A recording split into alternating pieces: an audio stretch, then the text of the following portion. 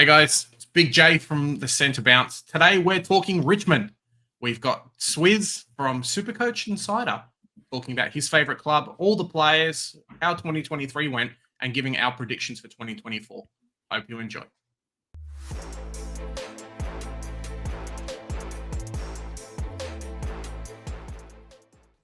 Swiz, thanks for coming on the show. Fellow Fancast member. I always say when I get people on, we obviously make a lot of content and it's good to talk about our super coach, but we rarely actually get to talk about our footy teams, right? Yeah, not a huge amount, mate, because we're always talking about a whole lot of stuff and not just super coach now for Fancast. It's just your normal footy chat, but to actually focus on our team. I'm not being very Richmond friendly at the moment because I've got my Man City shirt on, which I did get for Christmas. So I did have that on today. So yeah, but I do have plenty of yellow black. I've my wife's Aaron Heppel behind me. He's got the Richmond hat on, so I did manage to sneak some sort of Richmond into this, though he's starting to deflate. I was like, he's getting close to retirement, just like the real Dyson Heppel. Yeah, man, it's a funny one. Thinking of Richmond this year, I guess kind of the preseason was all marred by the great signings of players that you got in and then what you had to pay to get them. But it really felt like, before we kind of get into the wins and losses, it felt a little bit like the hype was too real for you guys. Did you feel that, or were you expecting finals this year? Yeah, no, I was definitely expecting finals. There's a couple of real disappointing losses. I thought once we lost to the Bombers, and I know I do have a regular crack at them, but I thought that was probably the end of Dimmer. It's not a loss that we've had for a long time, and you could kind of see the writing on the wall there. And then once the coach changed, well, that's kind of season done. And then the frustrating thing, there were moments this year where we had some games that we should have won, and for whatever reason they couldn't get over the line. So I don't think it's as bad as everybody has been making out, because there were so many close losses, and it has been a bit of a trend with us over probably a few, before our premiership streak there, where we did, we went through that period where we were just like close loss after close loss after close loss. But you look at it, and we kick off with the Blues, and I could go either way, but it's it's a draw. Take the 2 points, and we saw what happened with Carlton second half of the year. Got within 14 points of the Premiers. Lost to the Dogs in the wet at the G by 5 points, so that was another close game. We had Melbourne on toast for 3.5 quarters, and before Van Ruin, who was going to get sub, stayed on. And for most of us super coaches, we were owning him at that time, which we kind of didn't mind, but that was disappointing from our point of view. Absolutely bottled a game against the Suns at Marvel, as we tend to do against the Suns.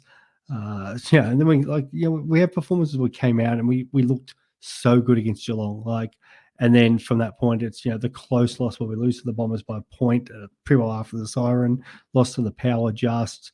We still managed to go up to the Giants and beat them, and we saw how well they performed at the end of the year. I think there was a couple other. We limped over the line against the Hawks. The D's again, the second time we played them, we were in that game for 3 quarters and just fell away with legs. There were plenty of close losses where you go, oh, if that goes the other way, it could have been a different story. Didn't probably help with our forward line. Like, we were lacking targets as it was. And with Tom Lynch out injured, which I think we put a lot of reliance on him this season. And then once he went down, that was, was always going to make things difficult. Like, what was Jack 34, 35 going into his last season? So that wasn't the plan. And then you've always got to kind of have a backup, and they didn't. And it came back to bite them. And I think they were probably thinking, we might have options with maybe, a Soldo can play a little bit forward, or Bolter can go forward. But Gipkus was out all year. We had those injuries to Nank and Soldo, and so that had Samson Ryan rucking for quite a bit of the season. There's injuries, not probably as many as some other teams had, but just key injuries to the key position players, which I think had bigger effect than what people were probably focusing on. Yeah, definitely. Kind of going back towards the middle of the year, I know you passed over it a little bit, but Did you feel like Hardwick was at his end? It was a real shock when that kind of happened. Obviously, I wasn't shocked at all. Like, you it's weren't funny shocked. because at the time going back, so many people were like messaging more outside of Richmond. There was a few Richmond supporters. It was probably divided. Mhm. I talk a lot about one of my close mates, Matty Grimston, and he's like me and him go to the games all the time. We got talking, and I think both of us were just not shocked at all. We're probably, if anything, calling for his blood around that time because we just thought he was kind of spent. And for such a successful and awesome coach, you hope it just keeps going, but at the same time, there's sometimes that fresh voice is what you need, and Yep. maybe the frustration. Talking to a couple of the Richmond supporters was like, if you don't, you could see what they were trying to do anyway. So he could have not moved on the year before, but when you had guys like McRae, for example, there as senior assistant coaches. And Yeah. maybe if it was Dimmer that moved on 12 months earlier, McRae ends up coaching us and not Collingwood. Mhm. And the whole outcome of the last sort of 12, 18 months is a completely different story. But that's the way it goes. And at that point, Dimmer was very well set, but he's had some off-field things that he's dealt with from a personal point of view. And I don't think any Richmond supporter is really dirty on the fact that good luck to him with the Suns. I think it's a good challenge. It's probably been our second team for a long time because there's been Yeah. so much trading between the two clubs, Mhm. and we've definitely done better. Been on the better end. It's kind of the Richmond B team up there for a while, and that's no disrespect to Brandon Hey, Xavier and Ellis was a Coley good and player. He did all right. He's I done all think it right was up there. Corey Ellis, mate. Corey Ellis. No, that's true. But for Brandon us, Ellis. Brandon's who I'm thinking of. I love Brandon. But Yeah. Lynchy, Prestia, in particular, they've Yeah. been absolutely fine for us. So it's wish him all the best. And I think maybe Adam Uze, who's come close so often, like you Mhm. look what happened to the Giants. Yep. Everyone thought the Giants were shot because Cameron's out and new coach comes in, and Kingsley was one of these highly ranked senior assistants. We've seen what's happened with McRae, and maybe it's Adam Uze. I don't think it'll happen straight overnight, but sometimes these things are just a sugar hit, and they rebound. So yeah, we'll wait and see what happens. But I don't think a change isn't too bad.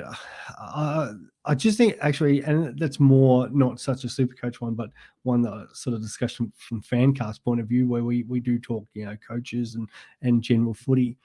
But I think the systems around the world, you only have to have a look at the soccer system or football, for Mhm. in particular Europe and NFL, where there's career coaches, where some of them aren't necessarily in that same position for forever. They do chop and change, and I think there's no difference with jobs here. You see some very successful people who do move around career-wise and jobs and don't get sort of stale on what they're doing. Where I think our setup pretty well much, you do your one stint. Once you're out, you're out. And Yep. it's really surprising from a coaching point of view because you only have to look at like Vossi. You're going to learn so much by leaving, going on to another club, assistant Mhm. into different roles, come back a second time. And this is why in Europe there's so many career coaches who, they might coach. Like look at Big Ange at Tot. He's done the hard yards, went over to Scotland, come back. Now he's got his chance in the Premier League, but he's got that much experience of coaching a senior team in different countries. And now he's at the top level and doing really well with Spurs. And it's surprising that we probably don't do that as much with the AFL, where maybe it's 5 to you probably need 5 years to build that list and then maybe 4 or 5 afterwards. But Mhm. just because you've done 8, 9 years in the system, maybe it was better for Port for Hinkley. But at the same time, do they really want to let him go? Because he is a great coach. But Yeah, is it definitely. better for both parties involved where Hinkley could be coaching another club right now and he's probably Mhm. freshened up by that? And a club that's probably, it's not like a West Coast and a rebuild, but imagine, say, Longmire and Hinkley swapped, Yep. for example. Yeah, And like exactly. Horse, who's been a brilliant coach for Sydney, gets that fresh start, Mhm. goes into a new club who are on the verge, and probably that new voice at Sydney with Hinkley and just the little changes that they've learned, that both clubs are probably better for it. So I'm not disappointed with the change at all. Yeah. Yeah. I think sometimes, as you say, career coaches in the AFL don't happen as much, but we have had some recent examples with, Clarkson coming back and Brad Scott kind of changing clubs in a few as well. So I guess kind of it's more of an attitude. It's And if you coming like, more into vogue now, I think, yeah, because And if you a will, lot of times. things, it's where with this, it's sort of follow what either other clubs are doing or other sports are doing, and Mm. maybe we've finally wised on and go, well, it works overseas so well. Why aren't I we think kind as of doing well, it here? getting a little bit sidetracked, but I think as well, depends on who's available that year in the talent pool as well. Like you say, if there was a McRae style coach or a Sam Mitchell or someone like that, then a few more of these clubs might have picked up, coming through the ranks players versus already established ones, or Yeah. coaches, not players. Yeah, and probably the thing that frustrated me with that was like Mitchell and Buckley.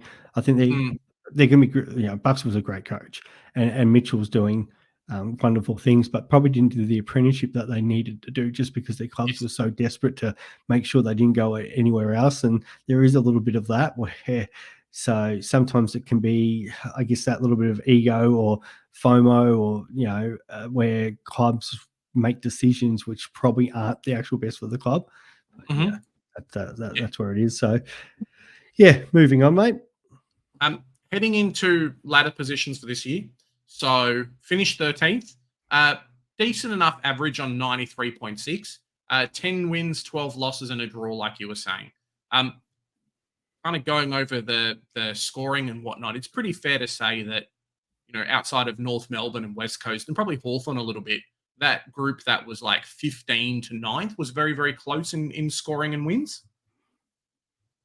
Yeah, yeah, So, yeah, as you were saying, right? Sometimes those games, if you won those games that were, sub 10-point losses or ones you were leading for the majority of the year, you might have actually pushed into finals instead of, just being outside. Because 13th, you think, look, what, you're 4 or 5 wins away from top 8, but really, it's only 2 or 3. yeah. I think we missed out. Well, a little bit of percentage in then because of the Swans, but it was that 2 games in percentage from Sydney, and we just went through games which were, Mm, and it's not like, okay, yeah, we were, well, yeah, okay, Essendon was a closer one, but I'm not talking like, oh well, West Coast or North Melbourne, for example, and we ran and we got upset that one, but we were mm, actually pushing some good teams. Like if you look at again that ladder, Port third, Collingwood 2 goals or 14 points in first. Melbourne we played twice, and probably, yeah, if I feel like if we pretty had tough, Lynch playing on pretty both of tough those to beat games, you guys. we beat them. So Yeah. there's sort of your top 5, and outside of Brisbane, who, yeah, absolutely pantsed us, the Mm, other top 4 were pretty competitive with. yep. So you look at that and go, okay, there's some decent signs, and you only have to look at like the sort of the for and against, where our Mhm. points against weren't too bad for the season. Yeah, there was a couple of games where we leaked, which that you're going to get that It blowout, happens. especially later in the season. But the real issue was our scoring, and we did struggle to put points on the board. And that's some of the reason what I saw before about the key position, but even also probably the smalls up there as well. But that then the smalls aren't coming into the game because you don't have Tom Lynch to kick to, and when he's getting spoiled, they've got those opportunities.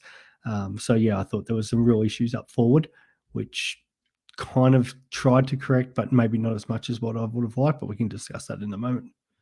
Yeah, it's a bit of a tricky one when you don't have those tall forward targets or aging tall forward targets. You just don't have people to kick to. I know that North Melbourne were in a similar boat, but you guys especially, it almost felt like a bit of a transition year. A few of the established guys leaving, some younger guys probably getting a bit more role or mid time at least next year. That's kind of where you're saying it. Yeah, mate, I'm really. I don't know what to think for coming into this season. It would not surprise me if we finished. I don't think we finished top 4, but if you said we'd finish sort of 6th, 7th, or 8th, that wouldn't Yeah. surprise me. Um, Keep your the flip predictions to the side, end. if we finished, I don't think we finished 18th because I think or 17th because I think there's a couple of poorer teams than us. But if we Yep. finish 14th, 15th, 16th, it doesn't surprise me either. And I don't know if that's going to be because how quickly Uze's game plan comes in, the natural Mhm. sugar hit that you get with the new coach, versus, or does he sort of blood some newer guys and it's more of the long term view? But you only have to look at like McRae at Collingwood. Yeah, there was, the first year puts in some things into place, and by the second year, they're flying. Things So have worked quite well. Things can Yeah. change pretty quickly. So yeah, I don't know what to expect for this season. There is some reliance on, I think, more for us about how fit some of these players are. Yeah, no, fair enough. So you got the ins and outs out there. Yeah. I don't know. So, Yeah, have you? yeah. So you guys brought in Kaczynski, a couple of later picks, future pick for next year, and then a future fourth. So, bit of nothing picks. And then lost backup ruckman. So I know Samson Ryan's been doing a bit of that role. And then Biggie Ewan. So thanks to North Melbourne for picking him up. Outside of bringing in Sam Naismith, it was, bit of a quiet trade period compared to last year, right? Last year was the big one, Taranto and Hopper coming in. This year was more of just to pick up the pieces from that, do you think? Yeah, a little bit. And yeah, I think even on draft night, we sort of pushed back. There was a couple of players I thought we might target, but clearly the plan was they're satisfied with the list at the moment, but there was a bit of a thought to the future. So Kaczynski is meant to be sort of that lesser version of Jack, but he's going to play in that role. If Tom Lynch is fit, well, at least it gives that second target up there. Kaczynski's like a good mark. It just does he get involved in enough opportunities? And that's the thing. Well, if he's going in there, and Richmond have said, not worried about if you're getting selected each week. It's about you just getting the ball and playing your game, and doesn't have to worry about if he's in and out of the side each week. That could be potentially positive, and some players just need that change of clubs. So we'll see. Like I'm not 100% sold on it, but I don't think we had to give up a huge amount to get him in. And like he's good enough to play football, but how good? I feel like it's kind of like, would you like Kaczynski or Chol? And I think Chol for the now would be slightly better, but Kaczynski long term will be ahead of Chol. But I don't think they're not too dissimilar. And just hopefully because of Kaczynski's age, he can sort of develop, into at least sort of that B grade forward. Not everybody can be superstars. And then in the draft they picked up, it was Liam Fawcett, which I think was about pick. So you what got was that? 43 in the end. So 43, who's a mid. Yeah. I think he's about 180 centimeters. And then no. So Fawcett's the key. So I went to Fawcett first because he's the key forward, which is the 197. So yeah, maybe they'll give him time to develop. It was pretty good on the old 20-meter sprint, which is always what you want from a key forward. The problem is, if Lynch goes down, he may be called into action a little bit earlier. McAuliffe, I've probably butchered that. I like to butcher a name. The only issue with him is another big body power midfielder. And I think maybe the thought there is, as much as we've got Hopper for another sort of 6 years, and like I like Jacob Hopper, I think he's just a solid enough footballer, probably in there to replace Prestia, who's nearly on the end. But then Hopper also has his injury concerns, so I think McAuliffe is very similar to him in the way he plays and probably develops in that. So that's kind of like, okay, Prestia, the whole what do you call it? I've absolutely lost the word I was thinking for, but the plan, you know what I mean. But so you got Prestia moving out, Hopper replaces him, maybe McAuliffe replaces him at some point. So it's like pick 40 could turn out to be anything. We've seen this in the past. It's just a lucky dip, but I think a lot of the players from this year, this is probably the last COVID affected year. So those players pretty well from 20 to 50 could be anything. Like the player at number 50 could be better at 20 because we haven't seen it develop through of them. But the guy, he's he's already got a great size about him, which is handy. Loves the tackle, which has probably been a little bit of our poor point outside of Jack Graham in there. It's, and again, I think he's pretty good off the 20-meter sprint. So it's not the best ins, but obviously they've seen enough of those two. And then I think Uze will sort of run his head around the list this season, give some opportunity. If we fall out of contention by mid-year, there'll be a lot of guys kind of playing for their career under Uze, and then they might go there. They have loaded up for the draft for next year.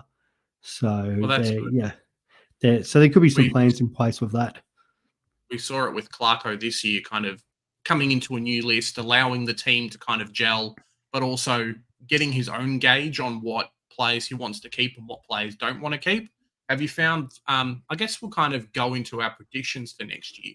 Have you found that maybe that's something that Uze is trying to do for this year? You know, new coach, new plan, just see what's up, see what works, what doesn't work, and then give us your predictions a little bit for 2024. How are you feeling the team's going to go? Do you think you guys are going to win more games than losers, or what's happening from there?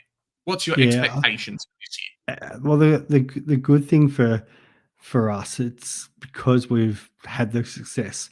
I don't think we're that Mm, worried if it goes kind of pear shaped. You always there's no want to see pressure. your team win, but yeah, like if we're going to drop off, I'd rather it sort of be sort of you get 16th, 17th, at least get a couple high picks in, and Hmm.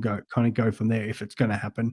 But I think the first half of the year, we'll get a real interesting snapshot of how Richmond's going very early, and sort of how they've gelled under the new coach, and what's the plan like that first game up against the Suns against the old coach. I think that's going to be huge to tell us, not just us, but the same Gold Coast, same situation. Like he's a team never made finals, a lot of expectations with Dimmer going there. Do they finally have this list? And I think a lot of people will be predicting the Suns should handle Richmond that day. Now, if we were to able to go up there and get an early win on the road against the Suns, who's a team who's probably in that sort of mix with us, yeah, that's going Hmm. to be huge for us going forward, because I think that's probably one that we steal. But if we lose, like it's just expected. So that first couple of games, you play the Blues and that natural big opener. Who again, all the expectations were the Blues were finally coming, and they did come for most of the season last year, but still couldn't get over the line against us in the opener last year. So that's going to be Hmm. another huge match in front of 85, 90,000 plus. And then it kind of just it works out there. You sort of Port, Sydney at home. So Port are probably way ahead, but Sydney again probably another team in that sort of mix where 6, 7, 8, 9 potentially, depending on injuries and how they perform. And they've still got a forward line trying to gel and make their way. I would expect Sydney to probably beat us, but at the MCG, we Hmm. do play it pretty well. So, there's potential there to, you know, I think most people will be expecting us maybe 0-4, or 1-3 out of those 4 games. And if we are, well, that's fine. I can live with that, because it's like, Yeah. okay, there's other teams up there who they should be playing or contending for the finals this year. But if we were to come out of that 2-2, 3-1, You're I looking. think our season's probably, the expectations grow to go, okay, what can we do this season under the new coach? Which of the younger kids? So there's been a lot of hype at the moment with Gibcus and kind of coming back or returning from injury, that kind of thing. Which of the younger kids do you see coming through the ranks and really trying to show up and cement their spots this year in the new team? Because obviously we've talked about a few of the older guys retiring. Yeah. Probably none.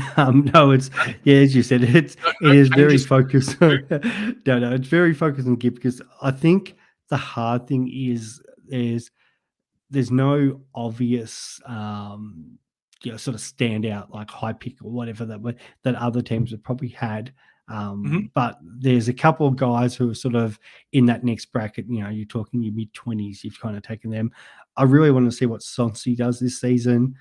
You've got no Cochin in there, and I know Cochin was playing forward last year, but all expectations is you think Dusty continues to play a little bit more forward. But it wouldn't surprise me if Dusty lines up round one in the midfield and just tears it a new one. It's the number one Yeah. forward in Supercoach, and you're like, oh, he's Dusty from 2017.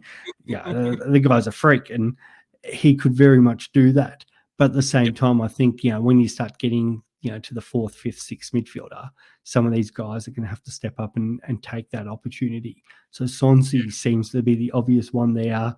Mhm. Uh, unfortunately, at his price, he's not really a great super coacher for us, to No. 280K. But he's one of those ones, if you're probably in a deeper draft, nothing wrong with sort of benching him, especially because he's mid forward as well.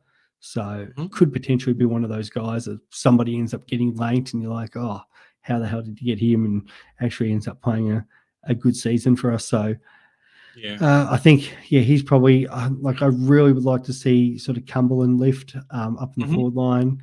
Yeah, he absolute sharpshooter, dead eye dick, but he's probably didn't have as good of a season last year. So I'd like to see him rebound. The other one I really like is Juddy Clark. Yep. So I think he's the one on the outside. So and there's been issues where He's had probably glimpses, right? yeah, glimpses, and he's probably as a young player does turns over the ball and or doesn't impact the game as much as as you'd want him to. But there's probably been 5-10 minute patches where you've seen him on the outside and he's got involved and gets scoreboard impact. Which I think everyone who says if you're a forward of mid player, you've got to be impacting that scoreboard either in or setting up other people's goals. Mm. And he has proven that he can do that. What's he played so far? I think it's only I did have it here, 16 career games all up. I think it is. So he's it's young. Most players start maturing that you really want to get 50 games under their belt. So I hope the progression from 3 games to 13 games this year, it's he gets to play that sort of 20 games and half forward wing swapping up there with your Pickett's and McIntoshes and guys who are starting to probably more move out. And you get somebody like him because I do think he's got some good tools about him. And and the last one's by Samson Ryan to see how they use him this year because is he the ruck going forward where and then what do they kind of do with Nank or is he actually the forward we kind of need? So he stood up and you don't see too many guys in their second season play as much ruck time as he did. Majority for a long He time. did. It was well, I guess it was his third season on the list, but yeah, to play 14 games and majority in the ruck, and up till then, I think he'd only played the one game of footy. So yeah, a massive workload, and he's only going to be better for that for playing against some of the rucks that he had to play against last season. So you'd expect Nank as captain to be in there, but does that mean Ryan spends more of the season at forward and they go sort of the 3 tools and Lynch, Kaczynski, and Samson Ryan? But yeah, so what his development could be, he could be anything, and we've seen that with young rucks. They take time, and the more games you get into them early, it's going to be good for them on the long term. Yeah, definitely. And I guess kind of as well, it goes down to how long will it take for the players to get used to Uze's kind of game plan and things like that versus what they learnt through Dimmer, and then obviously through the caretaker coaches as well. How well can they gel with those things? Can the leadership of the players come through and really step up when you need to? Because you want to get some wins for your new coach. Yeah, and there's always players who they really blossom under a new coach, and there's others who just completely disappear. So it wouldn't surprise me if there's a couple on there who have probably been around the mark or regulars who just become list cloggers and or they're traded out at the end of the season because they just don't fit under the game plan. Where the flip side, you could see the one that I think all the talk is say Liam Baker, for example. I think everybody thinks he could be the next sort of star at Richmond. Hasn't settled into a position. Is Uze the one that settles into a position next season and says, "Okay, you're our pure halfback or our pure midfielder The going guy gets forward." I'll tell you what.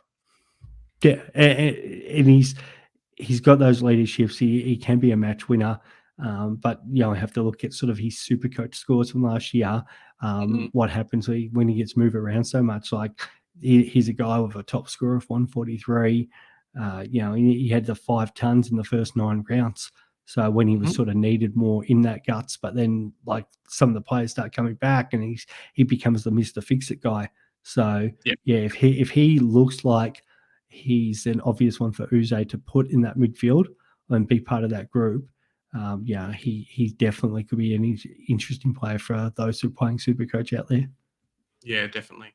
I'm always just wondering what's happening with Maurice Rioli, and is he going to get relegated to being the sub player for majority of next year? Come on for a half a quarter or for a quarter, and if not kick a goal, at least piss some people off.